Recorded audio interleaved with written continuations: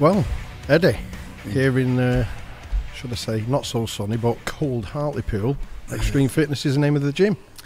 It's just the time of the year, just this close to Christmas. We're not going to get much sun this side of December. Dark nights have certainly closed in now, haven't they? They have.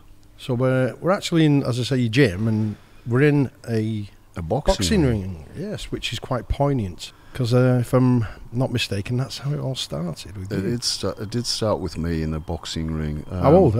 So go on, tell us how it all came about. That from the age of 12, I started amateur boxing as a schoolboy.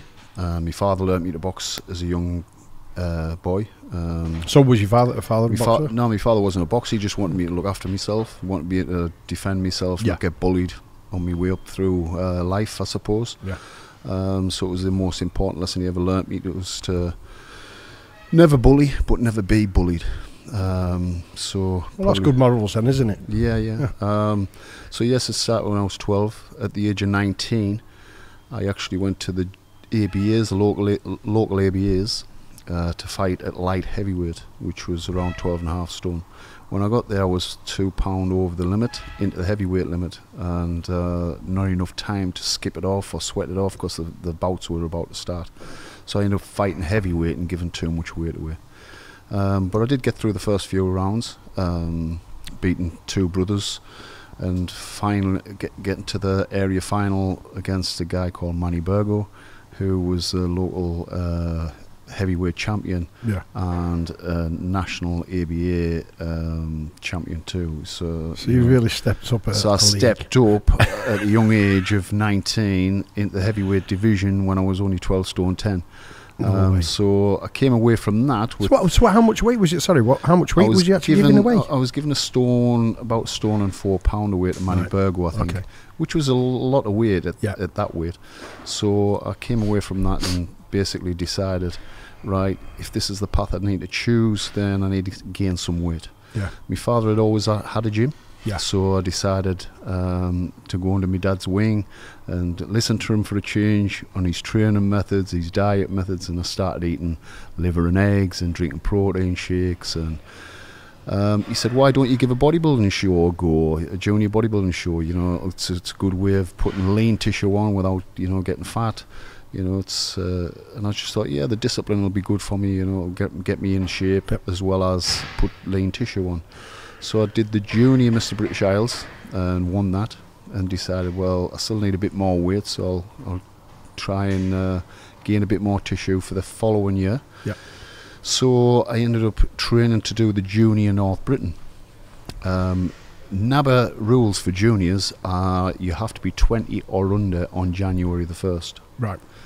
That means you can't be any more than 21 that year. Yeah. I wasn't 21 till the March. My birthday is March the 30th. So I wasn't 21 till the March, but the competition for my local area was in the April. So when I went to sign in, they asked me my age and I said I was 21. Yep. And they said I was too old. I said, no, I'm not too old. I was 20 on January the 1st. Yeah. No, you're too old. You haven't got no ID. You're too old. So they made me go in the novices as much as I was a junior. Yeah. So I'd stepped up from a junior, my first junior competition, straight into the novices, qualified from the area show to go at the Novice Britain final and gained a 5th place at the Novice Britain final my first year. So then it was a good thing in a way. I missed out doing the junior Britain, but it was a good thing in that it kicked me arse into wanting to get bigger and better straight away. So obviously I was out the novices straight away as well. I mean, obviously from the compete, was there still the scope to stay in boxing as well at the same time? Yes, I mean at that time I was thinking, oh well, I'm still going to go back to boxing. Yeah. But I still needed the extra body weight. Yep. And then I enjoyed the changes in my physique and everything else, and I just started leaving boxing behind and moving on with the bodybuilding. So yeah, just everything snowballed really. The following year I did the tall class Britain from the novice Britain. So within 2 years I'm doing the tall class Britain, and I got what year was this? I think it'd be about 87, 86, 87. Testing you there. And I got a 5th in the tall class Britain. I came back in 88, getting a 2nd in the tall class Britain. Right. And then 89 I won the Britain, and I won the overall Britain in 89. at which time it had a lot of politics within NABBA. Do you want to discuss that? Yeah, because it's quite an interesting... Because I remember us briefly touched on this a while back. I mean, when people say about controversy... because NABBA has never been a political organisation. No. It's never banned anybody, and I think I was the first. But when you tell... I mean, I know briefly the story, but when you told me, it was like, wow, really? I mean, what you was up against... Because at the time, I was... I'm not trying to blow my own trumpet, but I was very, very popular in that I took 2 busloads of people to competition. So you had a good following. I had a very, very good following, and we sold a lot of tickets for NABBA competitions. Yeah. And NABBA realised we had a good following. We were very, very... very popular within the northern area, and my dad's gym was. So when I chose to follow WABA, and I did a couple of guest spots for WABA, I'd already qualified for the NABBA Britain. They decided to ban me, and I thought, well, you never banned anybody in your life, you know, why are you banning me now just for doing a guest spot for WABA? Yeah. So anyway, that was the situation. They banned me, so I was unemployed at the time, and I went and sought legal advice on it, and I ended up going to court in Leeds, and I had to diet and train as if I was still competing in the NABBA Britain, but not knowing whether I was going to be able to or not. So for I think about 5 or 6 months I'm dieting and training and getting ready for it, and the court date was the eve of the NABBA Britain. So I had to go to Crown Court on the eve of the NABBA Britain to decide whether I was going to be able to compete or not. Anyway, I turned up. I had 2 busloads as well, waiting back at the gym, waiting to go to Blackpool, to the Britain, not knowing whether I was going to be on stage or not. Oh my God! But I had already decided that whether I got to compete or not, I was getting on that stage. I would get changed in the toilets downstairs. I was in shape. I was getting on stage just to show people I was ready and I was there. You was going to do the opposite of a Paula Burkham show. Yeah, basically. I remember doing that with Paula. I was actually at the Arnold Classic when Paula did that. Oh, brilliant. It was funny, very, very funny. We travelled over together to the Arnold Classic, and I remember when Paula did that, put the V's up to... Well, came off stage, didn't she, and then come back on after the top 6 were announced. She wasn't ridiculous. Announced, and then she's like doing the old... Yeah, absolutely ridiculous. So anyway, I went down to court in Leeds the eve of the NABBA Britain, the Friday. Gets to court, NABBA hadn't sent nobody to represent themselves. Wow. So, because they were all at Blackpool, or Oscar Heidenstam, all the top guys were all at Blackpool, all the NABBA officials were preparing for the next day, so they were all at Blackpool. So because they hadn't sent anybody, the judge declared that I should be given an injunction to compete. Yeah. Because they hadn't sent no representation, I'd represented myself there. So they said, right, we'll serve NABBA with an injunction tonight, allowing you to compete tomorrow. So the injunction will be served at Blackpool. So I said, okay. So I travelled over to Blackpool. I got back to the gym and everybody's way up in arms, you know, cheering and everything. Travelled back over to Blackpool, 2 busloads of people, and gets to our boarding house. We all settled in, and the guy who was sent to give the injunction came to our boarding house and said, I'm sorry, but nobody will accept this injunction. Nobody will own up to being whoever, you know, Oscar Heidenstam, you know, whatever. So my brother said, I'll come and show you. So my brother went round to the hotel, pointed everybody out and give them the injunctions for me to compete. And I remember going to the Winter Gardens the next day, all, you know, full of myself really. I'm competing, you know, I've won, you know, whether I'll win or not, I've won. Yeah. Gets there, and I'm in the audience on the afternoon, and I get a call backstage. Could Eddy Ellwood please come backstage? So I travels backstage, and I was told by Tony Sullivan, the late Tony Sullivan's rest in peace, you can't compete today. I said, I beg your pardon. He says, we've just gotten an injunction to overrule your injunction to say that you can't compete today. I said, serve it. Anyway, they couldn't serve it. He said he didn't have to serve it. I said, you do have to serve it. I said, just like mine was served last night, you have to serve me with an injunction if you want me not, if you seen you, I can't compete today. So he said, no, we don't. I says, listen, I'm getting on that stage. If you can't serve me with an injunction, I'm getting on that stage. So anyway, I said, and how can you, and I remember the name of the day because it was so funny, Judge Papadopoulos. Judge Papadopoulos, not from Greece, man. Of the High Court of London has granted NABBA an injunction for me to not compete that day. I said it was ridiculous, but serve me with it. Anyway, they didn't serve me with it, but I was called backstage again on the afternoon, and I took my father with us to witness what was being said. Yeah. I said, can you come with us just to witness what's getting said, you know? So anyway, I goes backstage again, and they said the same again, I can't compete. I said, I'm getting on that stage. If you don't serve me an injunction, I'm getting on that stage. Anyway, they didn't stop me. I got on the stage. To my surprise, I had to be in good shape. I couldn't not be, you know. I knew I had to be there. If I wasn't going to be, I was going to get rammed up my backside. So gets on stage, wins me class, wins the overall. Couldn't believe it. So, I mean, when you look at that under the most controversial of circumstances, you know, even with everything against you, you know what it was? They still couldn't, because say you weren't going to win it. I mean, that's amazing. Because there was certain officials within NABBA that said they had it in for me.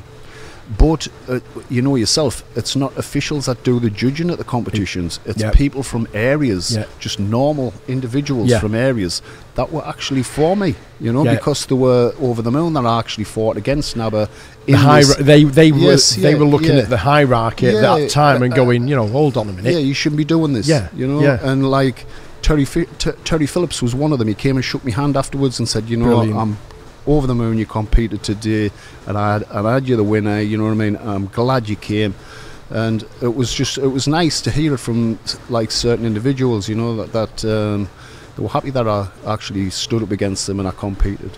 Well, why do you think the hierarchy at that time, we could even go even in today's, we can look at the politics that are going on in certain federations, but why do you think it happens? I think it was just one or two individuals that were fearful of me taking support away from NABBA, you know, and maybe it's like that because we had a big following that we were going to take all the support over to WABA. We were going to start following WABA, that things could actually, you know, just grow out of all proportion, and I think that's all it was. It was just a fear at the time, but I was NABBA through and through anyway. That's all I ever competed. But at that time I was actually got a phone call after the competition by the Southern rep at the time telling me I wouldn't ever do anything with NABBA again.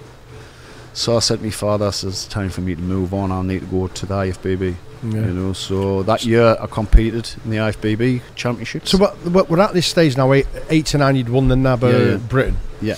So, and the overall. But what happened to the boxing then? I just decided to let it go. So at what point did you let the boxing go? I think it was probably a year or two before then, you know, when I realised I liked the change in my physique. It wasn't about money anymore, it wasn't about fame, I just enjoyed what I was doing. So the passion basically evolved? The passion evolved into bodybuilding. Right, okay. And so then 1990 comes along, and was it because of that comment you was told? It was because of that comment I left, and like I said, I competed in '89 at the IFBB finals. Ian Harrison won that year. Oh yeah, big Ian. He got his pro card that year. Where did you come that year? I got third to Gary Taylor. Oh yeah, big Ian Harrison, Gary Taylor, then me. The following year I came back to compete again, and Mick Theo won.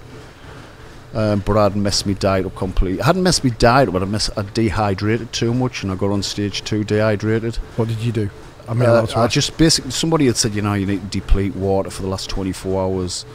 And I was just sipping water for 24 hours. When my body was like a furnace at the time, I was taking lots of carbs in, but the carbs had nothing to draw in because I was already in shape. So but you need 3 parts water, don't you? So I started drawing the fluids from my internal organs. So on stage on the actual afternoon, I could feel myself. I felt asthmatic. Really? And my kidneys were paining because my internal organs were just getting sucked dry. You know, everything was dehydrated. So I was getting pains in my back. I didn't realise what they were. I was getting asthmatic on stage. Was you using it, if you don't mind me asking, was you using a diuretic at the time? No, I didn't use any diuretic. It was just natural. This was just natural. I was taking lots of carbs in, but not taking the fluid in. But people have got to realise that when you're actually taking the carbs in, you need 3 parts water to every gram. And a big man like yourself, what was you weighing at that time? Well, at the time, I was about 18 stone. So, big guy.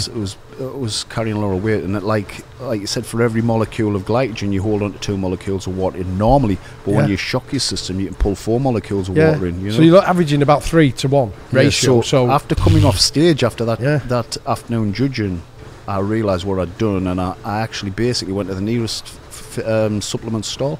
I bought probably 1.5 gallons of isotonic drink. Really? I drank a lot. I ate 2 tubs of ice cream. And my body I never went to the toilet to urinate once. My body soaked a lot up like a sponge. Yeah.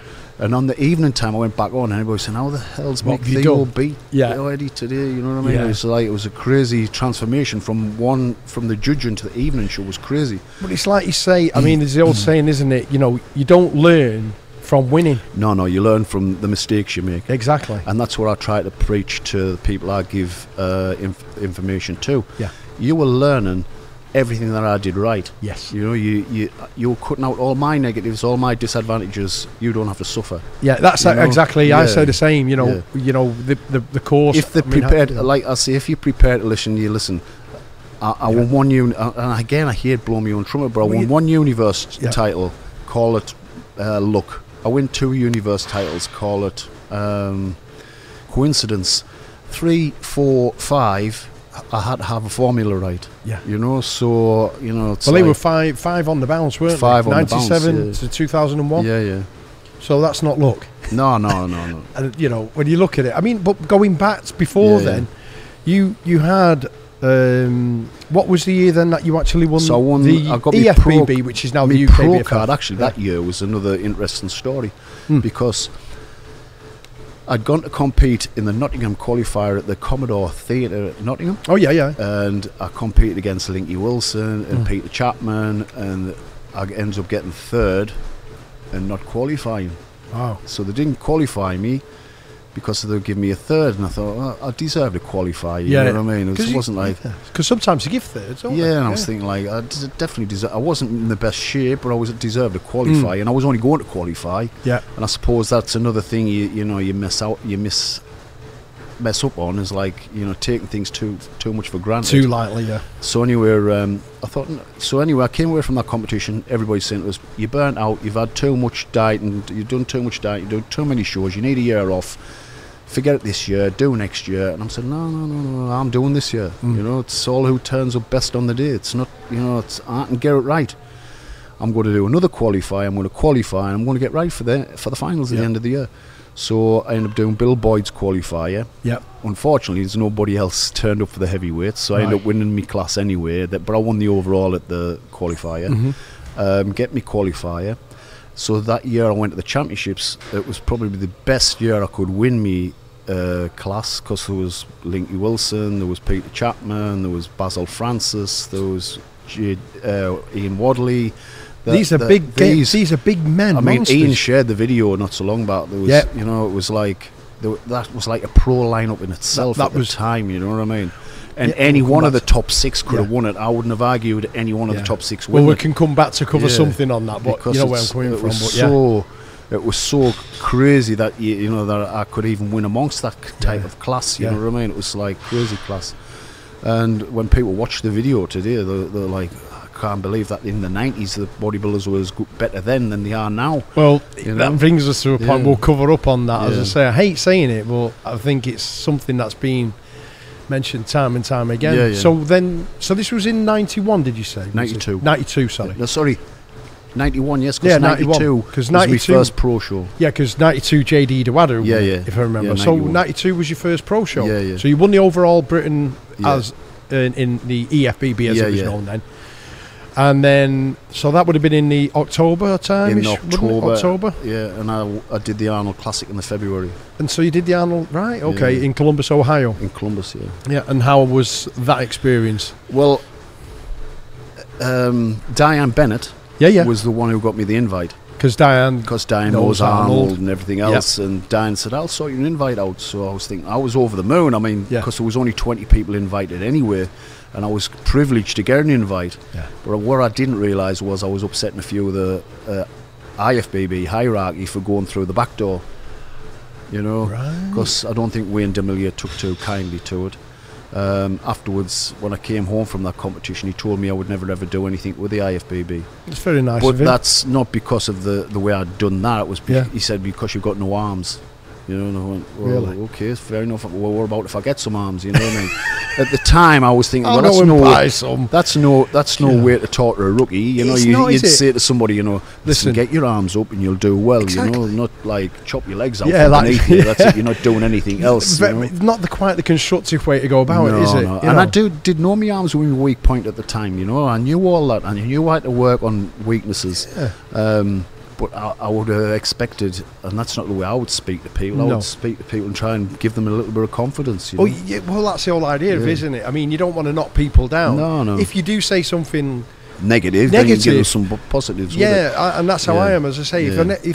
it's constructive Yeah, criticism. constructive. Yeah, you're not trying to be Demoralise Yeah, someone. yeah, totally. So I take it that. So How did that affect you at first? What was your first initial feeling? Straight away, I was like, I'll Yeah, show them. I'll yeah. show them. I'll come back bigger and better. Yeah. You know, and I mean, I shared a dressing room with Rich Gaspari and Bertel Fox. You know, it was a great experience. I went to the banquet on the night, getting loads of compliments off the American public. What did the compliments comprise The of? compliments were just basically saying, "I can't believe you didn't place, man." You know what I mean? That type of talk, really. Yeah. But I didn't expect to place top 6. How big? Not to make top 15. You're a big man. Yeah, I think I was 6'1". Yeah, I think I ended up about 18 stone 10. My first pro show. Wow, that back then. Yeah, it was a decent weight. Yeah, very decent. And I was in decent condition. So then I just carried on. I thought, well, all I can do is show willing. I'll do every pro show I can. You know, so I did the Niagara Falls Pro Show, the Chicago Pro Show. I did Wayne DeMilia's own New York Night of the Champions, and that was again probably the worst show I've ever done in my life. The New York Was that Night all of the in the Champions. same year? You mean? Yeah. Wow. So that's a big ask. And the New York Night of the Champions, there was 36 competitors on Beacon stage. Theatre by any chance? Pardon? The Beacon Theatre. Was it in the I Beacon can't remember Theatre what at the the theatre time? was, but there was 36 competitors on stage. Or It was 35. I did that in 2001 when it was still the Night of the Champions, and it was the Beacon Theatre. And there was remember it. 3 rows of bodybuilders. I remember, like 3 rows of 12 and an 11 or something. How many was in the lineup? 36 or 35. Yeah, it was 35. And 36 I was like the last in the top right hand corner near the curtain. You can't get seen, can you? You cannot get seen whatsoever. And I was thinking, surely they'll bring the back row at the front at some time, you know. And now I stood at that back curtain for the rest of the competition, losing pump. Well, you're not 6'1", getting I'm 5'4". Yeah. Can you imagine how I felt? Yeah, I but couldn't it's even like get above someone's trunks. The only people that were getting called out were people that they knew that were in the lineup. I know, you know? It was crazy. exactly. It was wrong. It was wrong. Where did you actually place in that I one? didn't. You didn't get That's any. what I'm Did saying. you not get a place at all? I didn't get a place at all. I've never said I deserved to win or place top 6 in any of the IFBB Pro shows, but definitely top 10. Yeah. And I wasn't getting top 15. No, I got top. They gave me 16th, I think, and it was like. And looking back at the photographs, even I was saying it. You know, when I did it in 2001, come on, can't be having a laugh. I've got the pictures, and you're going, no. You know, I was palmed off with a few, but it is one of, like you say, one of them shows where people don't realise it unless you're a known face. You don't get seen. You don't get seen. It's so then I was coming back from the States from these shows, and people were asking us, how did you do? You know, not so well. Oh, I better look next time. But they're not realising, you know, like you weren't going to go into depth about it, so you just think, oh, I'll go back and try it again and again and again and again. So, like I said, I was doing the English Grand Prix every year because I wanted to let the English people see I was getting shafted. Yeah, you know, because English people were seeing a different bodybuilder getting on stage against these American big guys, you know. And on a few occasions they said you were up there with the big guys, you know, you stand in your ground. And my last one was 96. It was. And yeah, I remember it. In 96, I was there. I decided, even before getting on stage, that this was my last IFBB competition. Right. I thought I've had that much of the politics, really, that whether I win or lose, whatever the decision, you know, I'm going back to NABBA just so I can enjoy competing again. It wasn't about money, it wasn't about prestige, it wasn't. Everybody would love to get on that Olympia stage, but if it's not going to happen, you've got to be realistic. And I was realistic. It wasn't going to happen for me. Didn't matter how many years I was going to plug away, I realised it wasn't going to happen for me. And I just decided, I've got so many years left, I might as well try and get some title, you know what I mean, and win something and enjoy doing what I'm doing. So I'll go back to NABBA. So in 96, I end up competing in the English Grand Prix and getting. They give me a 7th actually. I think I deserved a 5th. Yeah. But they give me a 7th. Who was ahead of you then? Dave Darth. David Earth, yeah. And Dave ended Earth, up in yeah. 6th, and I think I should have beat him. Mm-hmm. But Dillett and everybody's on. What really annoyed me Who at the won time? it that year? Was it Leverone? It might have been, yeah. I can't remember. Because Dorian didn't do it that year, did he? I can't remember. Really can't remember. But I remember Dillett beat me in the posing round, and Dillett came on stage, didn't pose. He got a cramp in his leg and walked off. With the greatest respect, but Paul Dillett at the best of times. I don't mean but I'm saying, he can't even pose at the best of times. That's how much politics played. That I looked at the score sheets afterwards, and Paul Dillett beat me in a posing round that he didn't pose in. Wow! I'm thinking like, how does that work? Yeah. No disrespect to Paul, but it's, it's true, isn't it? Well, it's not his goal, but no, that's crazy. That. But like and then, like I said, I ended up getting the 7th, and I just thought, it's still time to go. So I did the NABBA Universe within weeks later. I think it was about 4 or 5 weeks later. Might have even been a couple of weeks. I can't remember. But they give me a 4th. So the 4th, that's might be the year. Oh, there we are. Yeah, 96. Yeah. NABBA Universe. Yeah. So is this one where you got the 4th? Wasn't That's the year I got 4th. Yeah. Sean Davis won that year. Really? Yeah, I was carrying some people. I could have been sharper. Well, this is what people. This is. I could have been sharper. I mean, when you looking back at that, what are your overall thoughts when you see yourself in that condition there? I remember competing, like say at the time, and thinking like, I mean, when I look back, I mean, I wasn't really ready. I wasn't at my peak then. Yeah. And me latter universe show me at my peak, and people were saying, why didn't you do the Olympia then? You should have done the Olympia then. And I was actually offered to go back and do IFBB shows, but I wasn't prepared. Yeah, I wasn't prepared to go back and get shoved up my backside. Yeah. Somebody had said to me that Wayne DeMillier had asked what would I come back. I think it was after my 3rd Universe win. Well, his attitude had changed over the years, and I just basically said, tell Wayne DeMillier and shove that Sandow up where the sun don't shine, because I wasn't interested. You know, it was like I was enjoying doing what I was doing. So you got to the point where it wasn't about the accolade of getting to the pinnacle of it's the Olympia. It's more about. It was more just doing it for you to enjoy it. For me to enjoy me latter years as a competitor. Yeah. Obviously, I would have loved to have been on the Olympia stage. I'm not going to deny that. I'm not going to say that. I wouldn't have loved to have been on the Olympia stage. But like I said, I was being realistic, and people are realistic. And even today, there's competition to suit everybody. Yeah. And if you don't make it with NABBA or the IFBB, then there's the IBFA, there's lesser federations, there's places where you can compete. Yeah. You're not going to get recognised so much, but there is places where you can win a title. Yeah, of course, of course. But so then that was from 96, and then it all changed in 97. Yeah. Where you got the ultimate NABBA title. Yeah, I decided, I knew after 96, I thought I might be getting a 2nd that year, actually, so I thought in 96, I can take this title. I knew I was capable of winning it. I had to turn up my best. Obviously, I wasn't going to be handed to me on a plate. So I thought I'll come back in 97 and I'll just hit it again and see if I can take the title. And so then that, as we've said, that carried them through a consecutive win of Universes, 7, 98, well, 99. 97, 98, 99 was 3. Yeah. And I thought there was only a couple of people like Arnold, Eduardo Kawaka had won 4 for the bounce. Yeah. So they'd all won 4 for the bounce, and I thought, let's equal that if I can. So after equaling that, I thought, well, I've got to go for 5, because nobody's done. Yeah, they had 5 titles, but nobody's done 5 off the bounce. Yeah.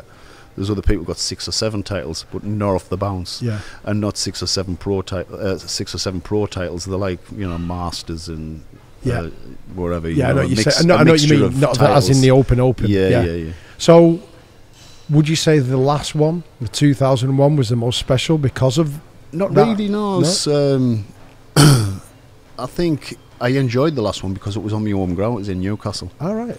Okay. We did it in the City Hall at Newcastle, and this is a great venue. And people see NABBA competitions today. This theatre was filled. It was absolutely filled to the rafters. It was like very, very full. It was like the atmosphere was great. Home ground, you see? Well, it's not home ground, but it's closer to me than Southport. You know what I mean? Southport's not my home ground. Yeah, we can say England's my home ground, but no, it was like close for me. So we had I had a lot more support because it was local. Local, yeah. And people could go home afterwards, you know. Yep. So yeah, it was. So after you'd won your 5th straight on the bounce. At that time, did you know beforehand that was going to be your last bodybuilding show? Yeah. You did? I did, yeah. At what point did you actually decide that? Was that just prior to prepping you went, this is going to be the last one? Yes, yeah. Prior to the prepping, I had injury anyway. I had a shoulder injury. This shoulder was injured already. Yeah. But I knew I could do some strongman. You know, I just thought... I'm getting a cramp. Yeah. I'm getting a cramp. I'm getting a cramp in my hamstring. Wouldn't mind, I trained hamstrings today as well earlier on. I'm like, I've got a cramp. Excuse me. Right, easing off, stretching out. Yeah, but the shoulder injuries, talking about which, it's one of the most common things. It is, yeah. On the way up, we were saying. Yeah, we were saying that, driving up. You know, Chris I'd done it in a photo shoot in the States where somebody had set a Smith machine up for me. Yeah. To do some press behind neck, and it was the movement on the Smith machine wasn't like where I was taking it from was the usual position, but as it came down, it came too far back, and it pulled, it strained my shoulder at the time. I remember doing it, and it just felt like a strain. But for weeks and weeks, it just kept not getting any better, and I just thought but I was getting ready for the Universe at the time. I'll tell you, actually, the last Universe 2001. I'm on stage and I went into a most muscular and I pushed down hard and my collarbone dislocated here. I felt it actually pop up and I went, whoa, and it popped back in. And I realised that, you know, the weakness of the shoulder had knocked on through in the collarbone here. So I finished that show and I thought I'll do strongman for a few years because I was capable. I was a 400 kilo. Well, I was going to say then, because the transition then, wasn't it? I mean, even though you had an injury. You're going into taking in a step into a realm where injuries, it's ridiculous. Injury galore, isn't it? In strongman, it's all there for good TV, really. Was it? I mean, let's be honest about it. I mean, you've always been a strong, renowned as one of the strongest bodybuilders around. So was it because of that? Had you had a little dabble? I'd always trained very, very strictly, but I was strong anyway. I was doing I was repping with 320k deadlifts, you know, like 3 sets of 10 for exercise. Me legs were strong, my back was strong, my chest was strong. So, you know? Just briefly stepping back there, we're in the training mode. What was your philosophy like? You know, I mean, because when you can consider you was in the era of where Dorian was around, and obviously he evolved the HIT to suit his needs and that. And you know, I mean, I'm talking of which, did you liaise with Dawes? Did you get to know? Did you know him much? I never liaised with anybody really. I followed my own advice and education really. Educate myself on everything. Read a lot and decided, you know, I changed my routines to suit myself. But also the routine suited probably the majority of people because we've got fast and slow twitch muscle fibers. Each one of them respond to different type of exercise, heavy and light. So it didn't make sense to train heavy, and it didn't make sense to train just light. So it makes sense to train a bit of both. So I devised a routine where I needed 72 hours rest between training each muscle group. I wasn't overtraining a muscle group, so I was doing a push-pull each day rather than 2 pushing exercises or 2 pulling exercises. I'd train. For instance, on day 1 I'd do heavy legs but just pump my shoulders. So it'd be high repetitions, pump supersetting and stuff on the shoulders, but heavy on the legs, down as low as 6 reps. Day 2 be heavy chest, same type of lower reps, but pump the biceps. Day 3 heavy back, pump me triceps. Then I'd turn that on its backside and I'd do heavy shoulders, pump me legs. Heavy biceps, pump me chest. Heavy triceps, pump me back. So in a 6-day period, I'd train each muscle group twice, heavy and light. I'd give it 72 hours rest between training each muscle group, and give it time to recover. So I found that was the best way to train for me. Well, it goes to show you, doesn't it? Then, you know, there's many ways to skin a cat. I mean, you had Dorian doing it his way. which is brutally intense. You know, heavy, boom, done. So, you know, it's something I've used. But I must admit, even though I don't compete now, I've actually trained where I still like to train heavy, but I'm mixing lighter exercises into the same routine. So I'm doing a bit of a mixture. I'm very much that way anyway, because with us being strong, I do lift a lot of weight for a lot of reps, you know. So people will be thinking, but that's, I mean, you're saying a lot of weight, but that's relative, isn't it? Relative for my muscle. You're strong. So what's like for you would probably be heavy for most of us, so mere mortals. I do train intensely, and I still train like set for set, you know. So it's like I don't have any more than 45 seconds rest between sets. Hey. How many? What was? I mean, there you're deadlifting. What was your best deadlift? My best deadlift was a 410 kilo, but I did that without a power suit. Really? 410 kilo. That's some serious weight. So give us an idea of some of the poundages that you would use on various exercises. I mean, they were looking at, you say dumbbell. You're about to. What dumbbells were you using for your chest press? I used to fly. I never used to do chest press dumbbells. I used to fly. Were like 100 odd pounds.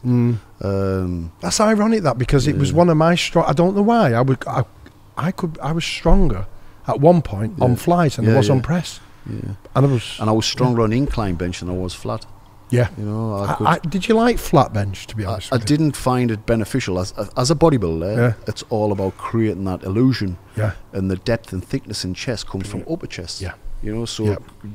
Developing deep lower chest doesn't give any it's not cosmetically it's not a look we're after. We're after a big full upper pec. So everything I did was incline. Incline bench, incline flies, cable crossovers. I found that a bit more easier on the joints as well. So I would rep with probably about 220 kilo on the bench, on incline bench, you know, do like sets of 6 to 8, you know. And I would take it off the rack myself and put it back on the rack. Actually, it was more than that, because it was about 220 kilo.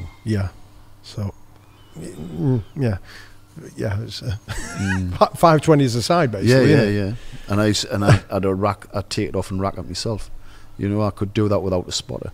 I used to do like flat bench. If like somebody, it was a party piece really, I could come in, put 2 plates on the flat bench, just warm up, you know, and then put 4 plates on and do 20 reps, you know. Wow, that's some poundage, that, isn't it? So that's what's that, 180 kilo. Yeah, 180 kilo. Just shy of 400 pounds really. And there were full reps. There weren't little short reps. There were locked out reps. Have you noticed that? It's coming to vogue. A lot of this pumpy short reps. But in everything with social media now, we're seeing so much ego lifting. So much. Do you reckon? Ego lifting, and also with the proper plates with a lot of them. Makes you wonder, doesn't it? Come on, Chris. Come on. It's not even just proper plates. It's just ridiculous what you see them loading machines up with. It's just destined for injury, you know. It's all for the, likes and look at me. Instead of like I mean, how many people do you see leg pressing crazy amounts of weights like that, and doing a 4-inch movement, and they've absolutely got no leg. Exactly. You know what I mean? So what are they doing it for? Exactly. You know? I mean, I remember the gym I go to, and there was 3 kids who used to go in there, and they were training, and I actually shouted at them, and I said, guys, what the hell are you doing? I said, lower the weight and use a full range of motion. They're only about 17, but they're actually full of themselves. You know what I mean? I'm trying to help these guys. You know what I mean? I didn't, and you know what? They took the off, they went and left. Someone said they've gone to another gym. Exactly. They went, oh, that John Hodgson, who does he think he is? You know, but I'm thinking, who does he think he is, you cheeky get? I said, I've done what I've done. I'm trying to help you. I said, if you did listen to what I said, you know what I mean? It'll come up. Yes, this is the guy this is the one we were on about, wasn't it? This is the guy. What's he called, Chris? I can't remember his name, but he's always been, you know, and he's been challenged, and he was challenged loads of times at various expos. He's just, and he goes on, you know, like YouTube and all that, and he's got God knows how many following him. But it's like, you know, they're all saying these are fake weights and all this, and you can see, look at the top here. What the? Come on. Yeah, but you see some of them weights now are only like 10 kilo plates, they're not even 20 kilo plates. Yeah, probably, but he's probably had them made, hasn't he, you know, to look like that.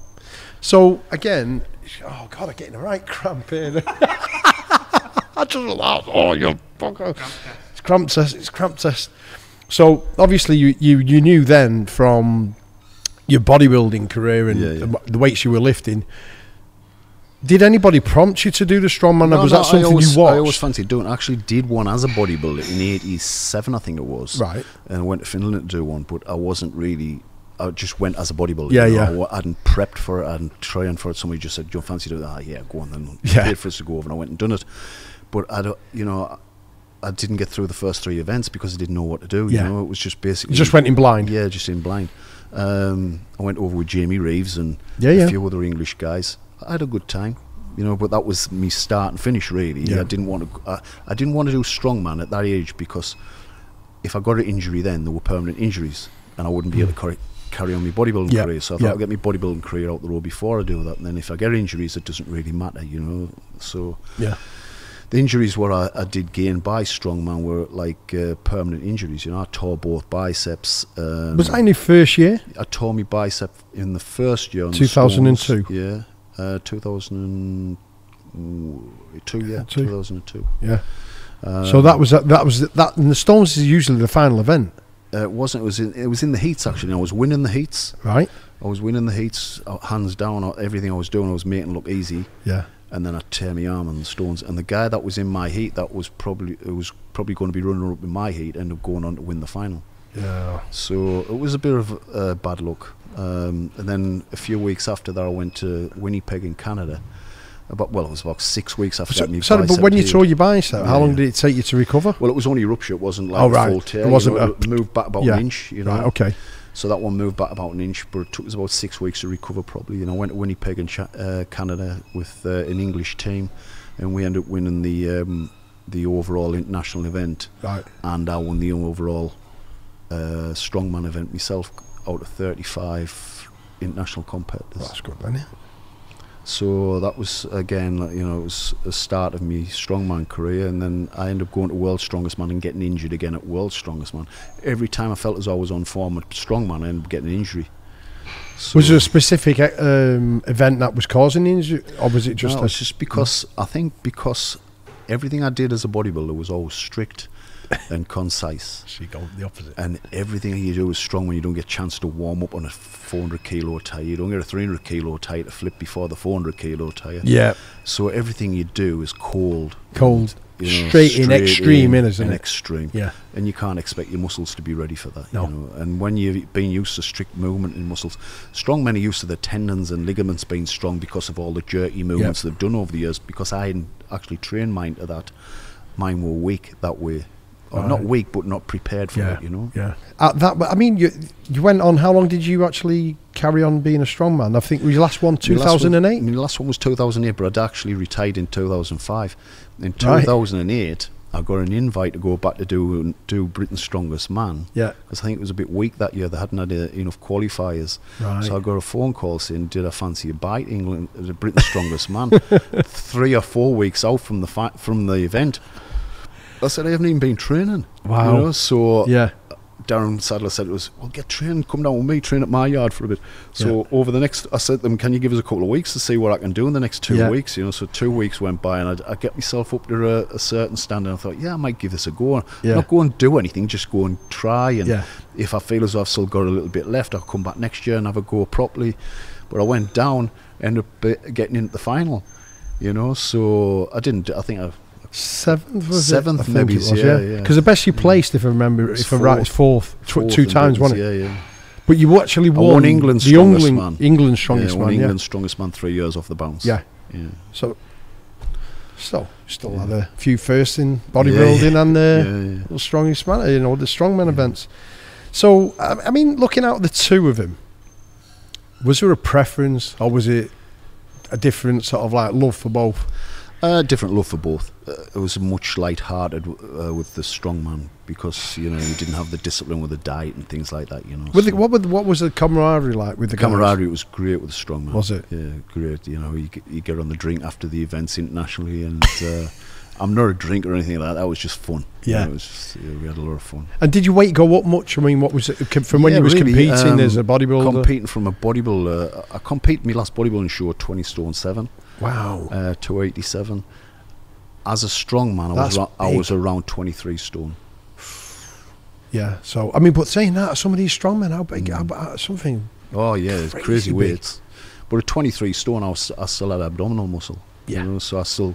So it's a bit like you had the balance, didn't you? You had the strength and the look, a bit like Pudzianowski. If you look at Pudzianowski, he was another one, wasn't he? With the strength and the look and the condition and that. So do you still follow the actual the strongman events? I don't really. I've judged. I've been refereeing a couple of Darren Sadler, but I haven't done nothing for a long time. I don't really follow it that much now.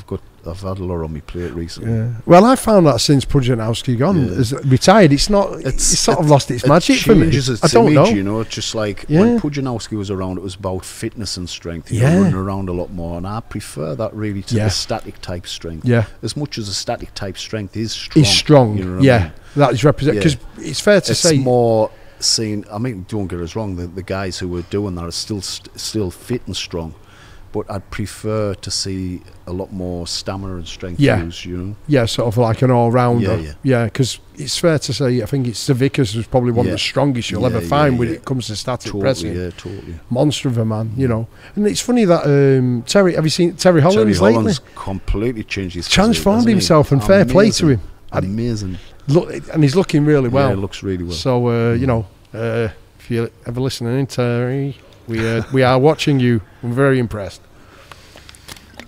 Oh, excuse me.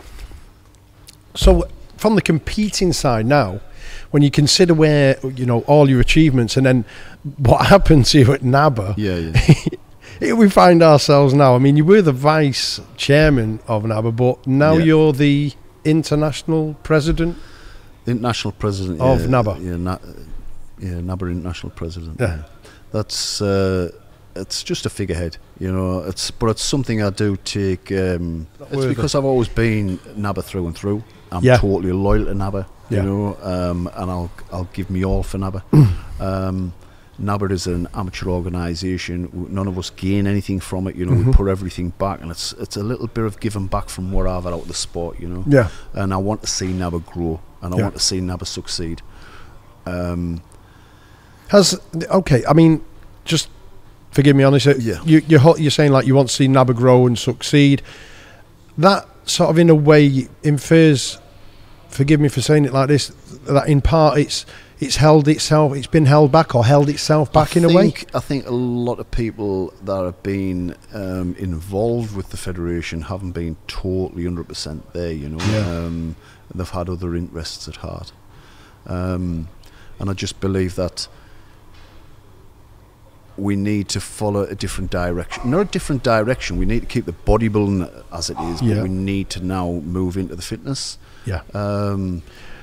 Is that? I mean, it's fair to say what you're bringing up is a point. Well, if we look at the gym industry, where it once was, if we don't follow the fitness, then we're going to lose out. You know. Well, you look at the demographics of the way the gym industry and fitness industry's gone.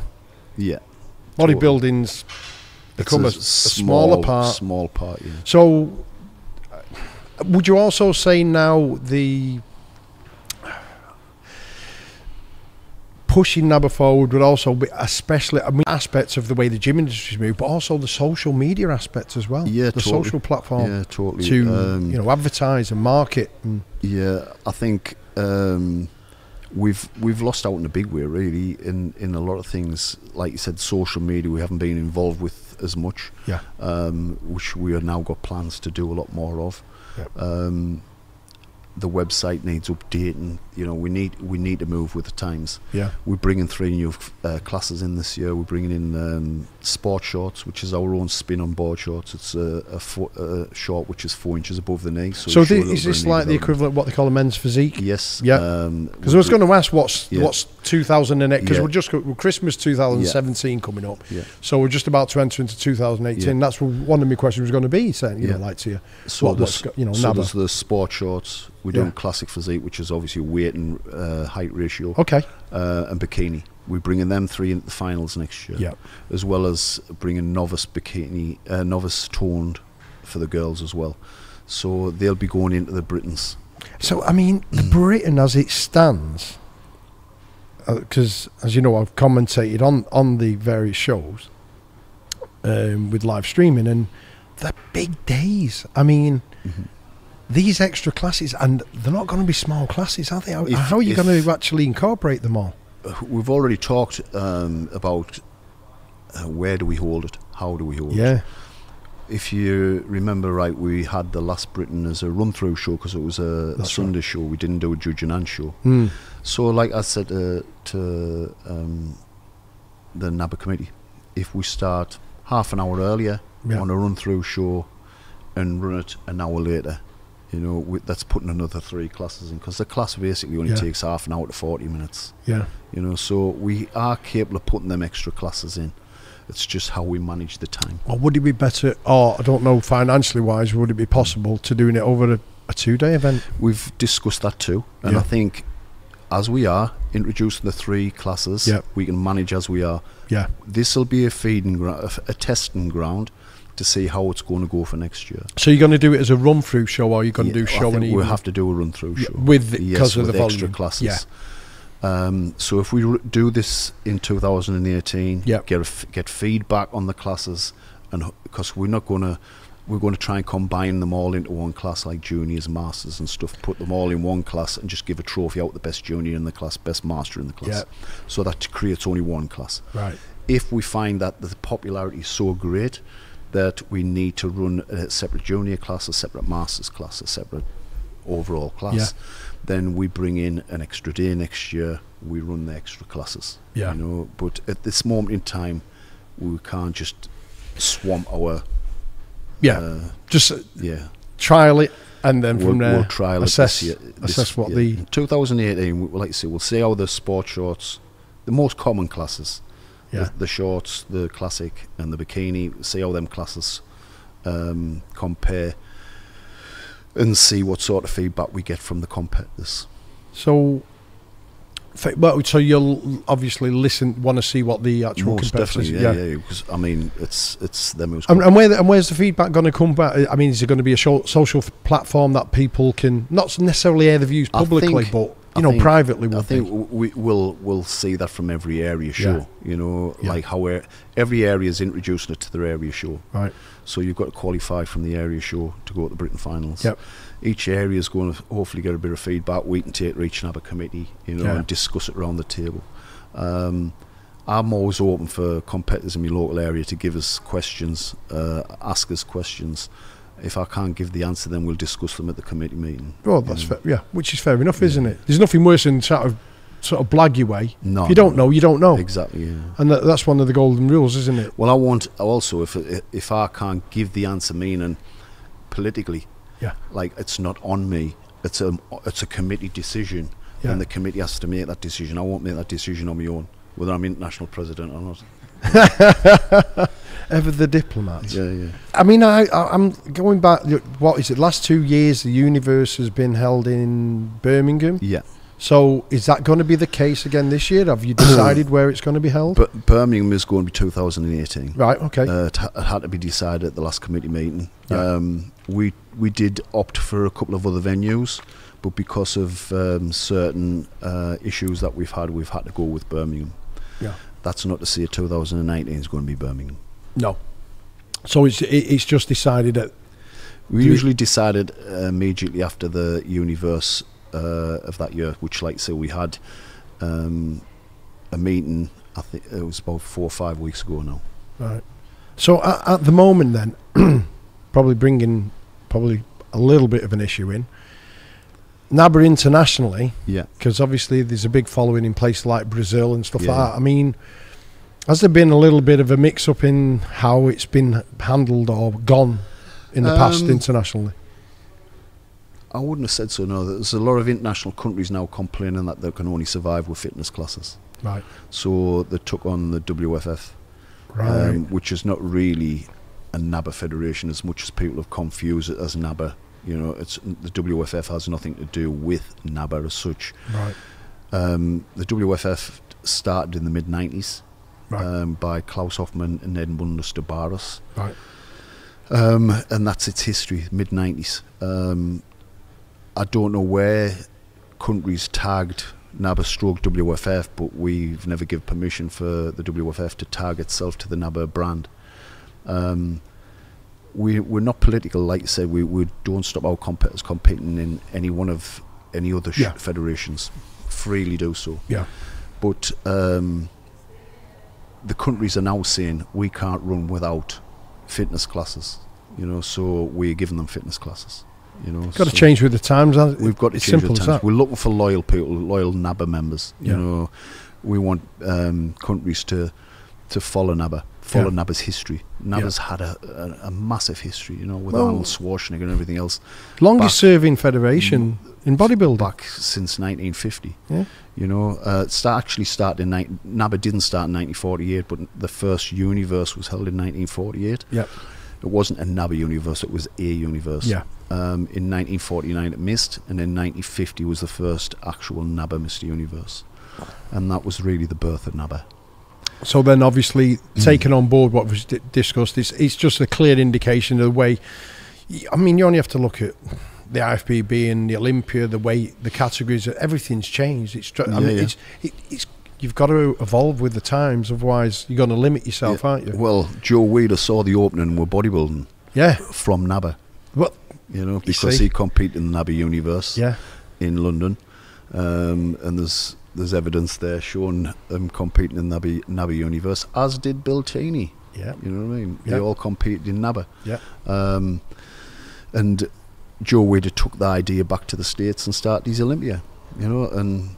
I mean, obviously there's Bill Turney who's been president now for quite a while with the UKBFF. Do you ever speak with Bill at all? I've never spoke really with Bill. No, nothing on that. No. Now you got the PCA that have been coming through as well. PCA come on really big, really popular federation. You know, and seem to be doing bodybuilding the world of good. Yeah. You know? I think the more we have of quality. You know, a quality federation. The better. What do you think the PCA have done well? Just get, you know, like I know. I mean, I've spoke to Ryan Alexander quite, you know, on a few times. He's a very nice guy. I really don't know how they've been able to afford to do what they've done. Yeah. You know, so I can't really discuss it because I don't know where the finances come from to be able to do that. But they've certainly motored, haven't they? They've really gone head in strength. So no, it's all good. You've got then, and obviously now this Two Bro Pro show with all this what's been going on with the UKBFF. That's thrown the cat amongst the pigeons with the people obtaining a pro card to go and compete in the international scene like we both did. You know, to get to the Olympia. So 2018 seems to be a year of an eventful year for quite a lot of people out there. I think so. Yeah. But like I said, I'm just going to concentrate on. I'm just sort of putting it out there. I don't know your side of that; it's all out there. But what I'm saying is that, you know, that's what's happening. But you're now embracing, and you know, like you say, you've totally well. But you've been, if I'm not mistaken, you've been after this for a while now. What's that? You know, like expanding on the categories. I've always been for promoting NABBA and doing things, making things better. You know, I was given I wasn't given the job of making the judging better, but I've brought systems into judging. I don't like the idea of people judging the Britain finals from an area show, getting a pat on the back, you my mate, I'm going to send you to the Britain finals as a judge. You know, that shouldn't happen. No. It should never happen. A judge should be integral. Should be judged on his abilities and should go to the finals on his abilities. So I brought a formula up to judge the judges, and I started using it my area show, and I think every area uses it now. And you judge the judges on their ability to judge, and I send my best two judges to the Britain final. Right. And that's how every area should do it, because you want the best judges at the Britain final. And then from the Britain final, I judge the best two judges from the Britain final to go to the universe. Right. And that's how the judges. Because obviously the universe is also international. There's judges from other countries. But we can't judge what internationals are sending. You know. Yeah. All I can do is mark the judging papers off this year and decide who were good judges to use again next year. So is there ever times where, I mean, the whole idea of having a head judge is, and as you're going down, do you ever think, oh, you've in the past or at any time gone, what's going on here? Or, yeah, definitely. And what do you do? Well, that's what it's for. It's to look at the judging to make sure that internationals are not judging their own. Yeah. You know, there's no bias there. If they are getting judged biasly, you can remove the papers, put a reserve judge in. And is that and that is happening. You're right. Okay. Yeah. See, I'm all for that. I mean, for me, again, it has to be transparent. It can't be anything else. Well, you know, if you're a good judge has to be full of integrity. Yeah, yeah. Come on. And you judge on your opinion and you judge on your morals. You know, and you can't. Chris, was I not saying that to you on the way down? It's all about having moral Somebody said to principles. me, I don't think you should be able to judge. It was actually when I was looking after Lucas. I think you'd looked after Lucas as well. But I'd looked after Lucas, and I got not penalised, but I got talked to about judge. I shouldn't have been judging Lucas. Yeah. And I said I shouldn't have been judging Lucas. Why was that at the Britain finals? Yeah. Well, there was a lot of people moaned about it because you were looking after him, and you shouldn't be any. But if you're looking after somebody that's on the stage, you shouldn't be allowed to judge them. I said, well, everybody's got an interest on that stage somewhere down the line. Yeah. So how are you going to monitor that? Yeah. You know, how are you going to be able to do that? Yeah. And I said, did Lucas win? Yes. I got it right then, didn't I? At the end of the day, there was 9 judges judged. You know? And mine just does not count for everyone. Yeah, exactly. And he's a one. I judged my own son at the Britain finals. I give him a 3rd. Where did he get? 2nd. And I still stand by his 3rd. Yep. You know, I again, can't be any fairer. Yeah. Talking about which is your son's now.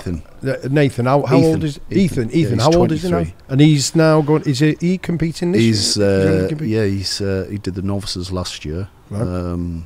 And he's going into his first Mr. competition again this year. So he came 2nd, did you say? No, in the juniors. In the juniors. Did he have a bit of beef with you when you told him that you'd had him? No, not at all, because it was his first. It was his first year of competition. He got the Britain finals after 10 months of training. No, but he's like, Dad, I was 2nd. You had me 3rd. What's going on? No. What feed?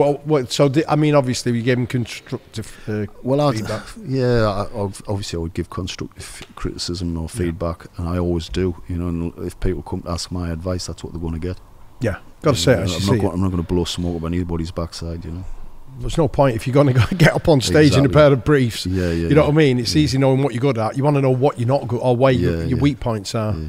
You know, was there anybody in your career when you look back that actually you went to just for a second opinion, or just not really? I mean, I used to go and see Bill Boyd because he was just down the road. You know, just ask him his opinion on like what he thought I was looking like, or if he thought I was lacking anything. But I mean, it was more so just for a bit of friendly chit chat, really. Yeah, because that's how it was with myself back in the day. You know, Kerry would have a look at us, and you know, you're like, and it was just. But I did all my own diet. Yeah, me too. Yeah. So. That's going to bring us to an issue now, as you probably know where I'm going to go with this. But today it seems, and it has been for quite some time. Everybody needs a coach. Yeah, it's crazy. Yeah, the gurus, the coach. Yeah. Please, come on, tell. I want to know your view on this one. Well, there's so many of them out there that preach they know the formula and haven't got a clue. You know, how can you get off doing a 6-month work from home college course to become a PT? You know.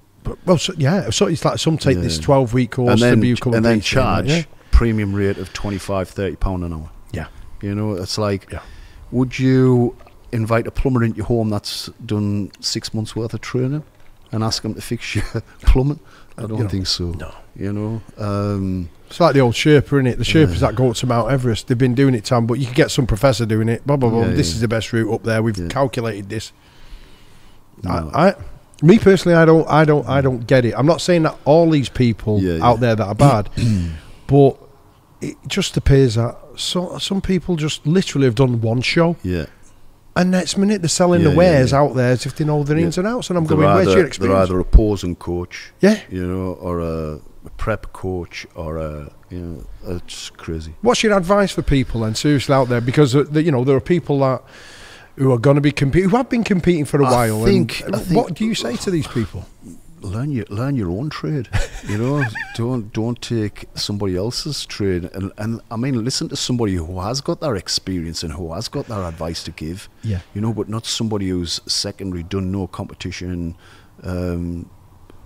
got no competition background, got nothing really to back them up other than a college certificate, you know.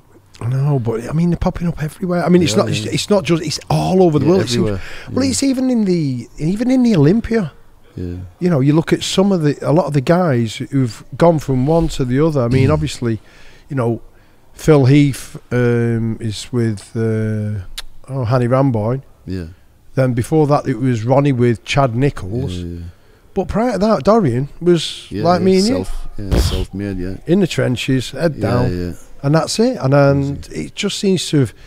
I think the only winners in all of this is these so-called gurus. Yeah. I don't know about you, but I mean, I find it amazing that you go in the gym and you lift a weight from A to B. Yeah. You train as hard and as heavy and intense as you can, and, you know, and maybe, you know, move it about a bit like you've discussed with your high rep and the heavier weight. But when it comes to eating, I don't know how people can get the eating so wrong. I mean, no, it's like, it's how basic common sense. I mean, the whole thing, bodybuilding is common sense. Yeah, you know, thank you. You've got to break it down in the gym. The gym is only a small percentage of it. You break the tissue down in the gym, and then you do not build unless you're getting the right nutrients. You know. Yeah. So the growings now, after, the you've done afterwards, that. the rest and the recuperation and the nutrients, so that's going in. You know. Talking of which, your nutrition and that and food. For someone like you in your heyday, crikey, what were you eating? I'd probably survive on about 4,500 calories a day. Really? Yeah. Was that as high as you go, or would you? No, I would go a lot more. Yeah, go a lot more. But I would just like that would be maintenance. Yeah. Oh, and how would that break up? What was it? Your protein and 2/3 protein, 1/3 carbohydrates, very, very minimal fats. Really? Mm. So you're only on a third. Mm-hmm. And 2/3 protein. So 2/3 carbs. 2/3 carbs, a third protein, and minimal fats. Very similar to me, really. So it's, again, this is why I can't try to think. I'm looking and I'm going, really? Mm. You know, what is it that people want? It's crazy how they want to introduce so high fats or so high protein when the bodies can't cope with that amount of protein. I know. You know, the kidneys are suffering. They're trying to break that much down, you know. Yeah, the acidity levels in the blood and the metabolic acidosis that increase. I mean, they don't really understand this principle. It's no. There's only so much. So in your heyday, I mean, what was the highest amount of protein you would take in a day? I think I was on about 330 max. Really? Mm. Says it all and done it. Probably could have had less. Could have had less protein myself. I was on about between 350 myself. Yeah. You know, but I don't know where these guys. I mean, you're getting some 500 and 600. Can you? No. It's a very unhealthy way of getting energy as well, as I say, because your blood acidity will go through the roof. And I think a lot of people don't realise that when the blood acidity goes up, that's when things can go wrong. That's you know, when problems arise. You know, metabolic acidosis. You know, if people don't know, if you look into that and type that in, and you'll see what that refers to. Again, you know, and very, very high protein and the high fat, low carb can lead to the loss of, you know, calcium from the bones. So you know, osteoporosis comes into it. That type of thing. You know, so. So I mean, we've covered there on your diet type of thing. Do you get many people that come to you for advice with regards to sort of like setting out the stall a bit, just sort of like a bit of guidance? I've always give it free of charge. Yeah, I'm going to start charging because people seem to respect it more. You know, well, with the greatest respect, Eddie. If you give it, I've had that in the past, and you know, and it's like no, you know, they just take it and blasé. Yeah. But or they take your advice and they use it and sell it on to somebody else, and it's you know. I've had that done to me a few times. So many times. Yeah. Well, you know, it's not like plagiarism, is there? So what? Going back to your son, what's he going to be doing this year then? He's doing the tall class in North Britain. Yep. That's a local area show. I'm not expecting him to do anything this year. No. You know, just make his mark on the tall class. Hopefully, just get on the stage, feel his feet, and see where he needs to go. Yeah. You know, that's just a measure of where he needs to go. Has he got his father's genetics? He most certainly has. You know, and he's got a great discipline and a great work ethic about him too. Yeah. He gets in the gym, gets his head down, gets his work done, and he sticks to his diet. You know. But I suppose he's you know, he falls back to you as a father? Yeah, and it's hard for him, I suppose, because he didn't start till late. Yeah. And I think, well, like say his first show, I said to him I wouldn't let him get on stage unless he was in shape, because he'd only been training 10 months. Wow. And I said to him, you're not getting on stage unless you're in shape, because people will be expecting a lot from you being my son. Yeah. You know, I says, and I don't want them thinking like, oh, is that it? Is Yeah. that it? You know, Yeah. not realising you've only been training 10 months. Yeah. You know, so I want you to be in shape, and then it shows that at least you're getting in shape for the show, you know. And the size will come later, you know. We'll start to structure your physique after that, you know. Yeah, I mean, and the thing is as well, that's the other thing I also look to within the industry as well, and especially now, there's so many people that are not prepared to put in the graft and build the foundation up. Yeah. You know, they think, oh, I've been going to a gym, Yeah. and I want to do a show. And Yeah. realistically, you know, it's like you need a fair bit of time under your belt to have that, you know, foundation and quality underneath. And the quality of tissue, you know, most definitely. And I think it's become a bit of a fashion sometimes with a lot of the people. I'm just going to compete. Yeah. But that's the case with all these fitness classes, isn't it? It makes it so easy for people to compete. Don't have to have a pair of legs. I can get on stage with abs and you know, a nice haircut. You know? Yeah, the majority of the work is out of the way. I wish I could say that about the haircut, but I can't. I just shave it now and get it off. That's about as good as it gets with me. So I mean, you're looking after your son and that. Yeah. I mean, obviously there's a touchy subject. It is a subject that goes on, but obviously the anabolic steroid use of, you know, that's gone on in our game since, well, we can time begin. You know, you can't hide from something like that. It's a part of the sport. It's part of every sport. You know, we just label for it because it's cosmetic. Yeah, you know, other sports use it still for recuperation and regeneration, not necessarily for size and strength gains. But the main thing is it's recovery, isn't it? It's recovery. Yeah. And athletes are training day in, day out. They're still using it for recovery, not for size and strength. We're getting labelled because we use it. We only have to look at one sport, and you look no further than Tour de France and the cycling and that. Yeah. Crikey, they've been doing that for so many years, donkey's years, decades. It's just coming to light now. That's all. It's the last few years it's just brought it all to light. But they're all like going, oh, shock, horror, and we're all like that on the other side of the fence going, really? Yeah, really. Please tell us something different. I have no objection if people know what they're doing. It's just that so many people are ignorant to what they're doing with it. You know, why do you think that is now? They don't educate themselves. You know, they listen to, because it's become. It's a drug of choice, you know. It's a drug of choice it's the television and everything else with the sensationalism. Yeah, well, you look at Geordie Shore and everything else, and everybody on it's got a physique. You know what I mean? So all the young kids think, I need a physique. So even the rappers and you know, you know what I mean. And you only have to look at they're not actors. They're not doing that just off McDonald's and you know, no, eating crap food. So you know, that brings me then to your son now. He's now in this game. He's in the game. What was the conversation like with you and your son then? I mean, obviously, it's your lad. Yes, you've been there and you've done it. And I mean, what were your initial reaction to that? When I started, I didn't have nobody to guide me that way. And you know yourself, us self-taught people made mistakes. Yep. But our self-teaching has brought us a lot of positives, you know, and a lot of do's and don'ts, you know, so we know what we're doing, you know, and it's not a case of going down the wrong route. Yeah. He will succeed probably 25-30% quicker than I could because of the advice I'm able to give him. The years of experience and knowledge. Experience and knowledge, yeah. And like you say, you don't learn by just succeeding, you learn by making mistakes. Chemicals are not the answer. No. Chemicals are not the answer. If people ask me what the secret is, it's nutrition. Yeah.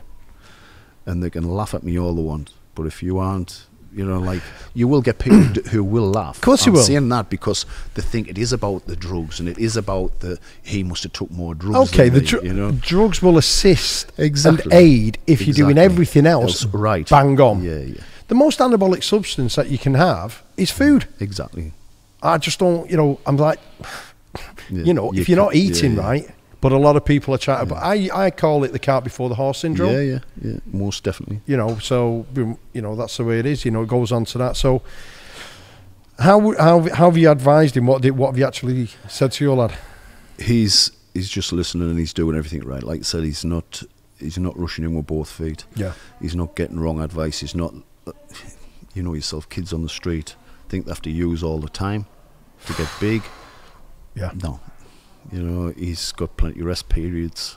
Yeah. He's getting this cruising PCT, and what do you call it? The cruising and bridging. And I'm like, what's your opinion on that, please? Well, I didn't even believe it when, like in our day, there would be like maintenance doors. Right. I don't believe no such thing. I never did that. No maintenance doors. If you come clean, you come clean. Yeah.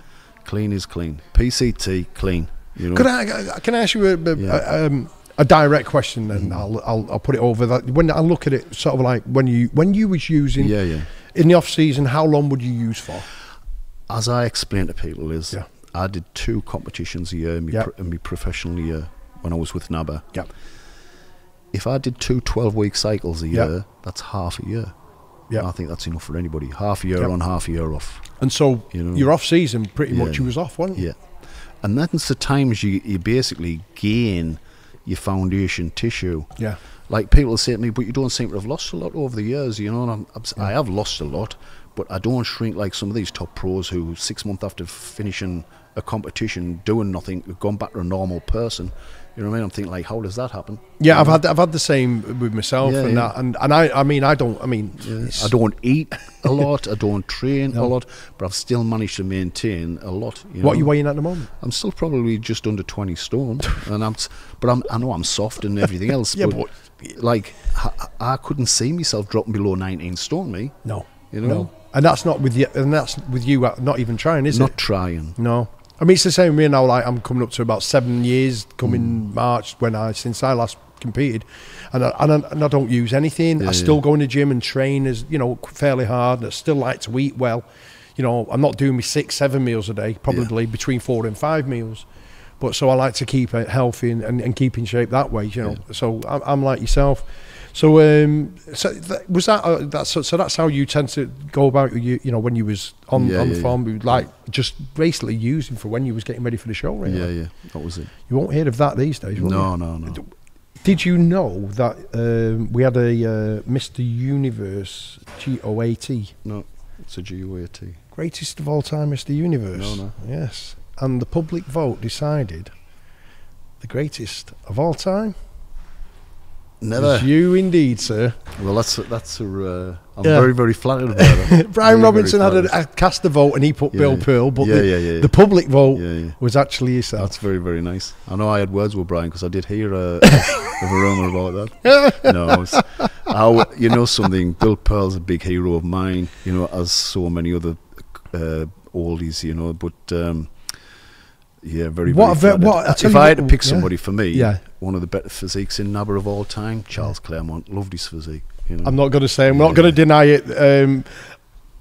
That was my vote. Yeah, it's just an amazing physique, balance, I said structure that, and everything. You know, and when you looked at Charlie, I mean, it was. I don't think another guy who didn't get his fair dues at the IFBB. No. And when he was on form, he was like formidable. He even beat the likes of Kevin Laverone when he was on form. Yeah. That's how good he was. I couldn't agree more. There you go. Look at Charlie Claremont there. Yeah. Absolutely beautiful, amazing peak biceps and everything. A very, very humble, quiet man as well. Yeah. Very nice, decent guy. He really is. Well, the politics was shown then because he's a British guy. Yeah. But he didn't qualify getting his British card. He got his through wherever... ethnic background he has, his island, wherever he's from, they give him a pro card. Wyndham Millie gave him a pro card. Right. Told him he had to compete within 6 months of getting the pro card, which he wasn't ready for. Because I remember talking to Charlie in Nottingham. He said, I'm not really ready, but they've told us I've got to compete. Yeah.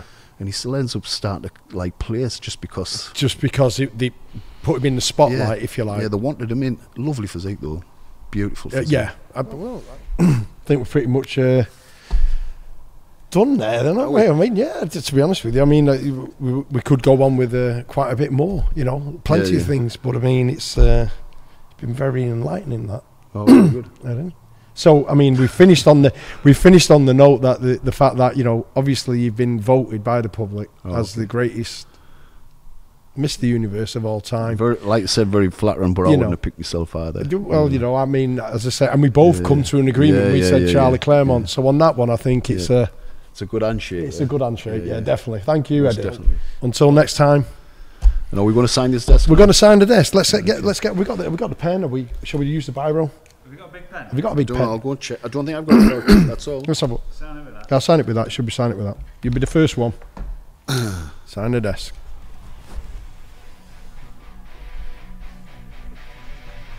See, folks, it all started here. Extreme Fitness 2017. Eddy Ellwood. Eddie, it's been a pleasure, mate. Cheers, buddy. Nice one. Answer that phone call.